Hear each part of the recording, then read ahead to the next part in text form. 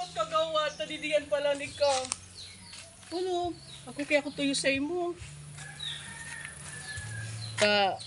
Magdagos na daw ako. Kuabaga. Para sipag-sipag ba talagang kaipan ko talaga ng problema. Dito ako kaya problema sa pamilya namin. Ay, kagawad. Ako kaya ako tuyo sa imo. Isin mo kaya, yung ina ako baga na sa ICU.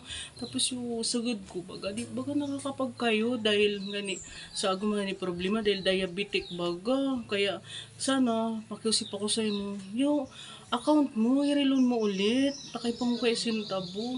Di ka magadit niya to dahil pag ano, ako manihulugon niya to. Di ka magadit dahil pirmi ko man na tungulugan.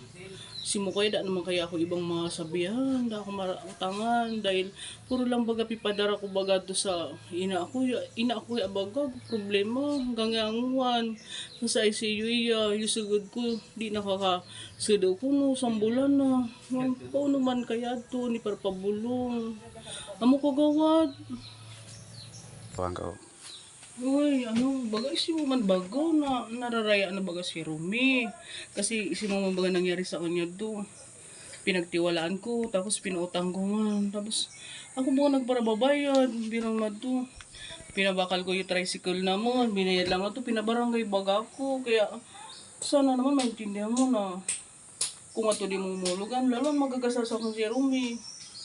Di na nga ni ako niya pintindi niya to dahil simuman baga sa da tricycle pinabakal pinambayad lang yung baka pinambayad lang tapos nga na naman ipagamit ko naman sa yung pangaran ko mayrak man ka pag nangyari na naman isusunod na naman dogi bunyan sa akong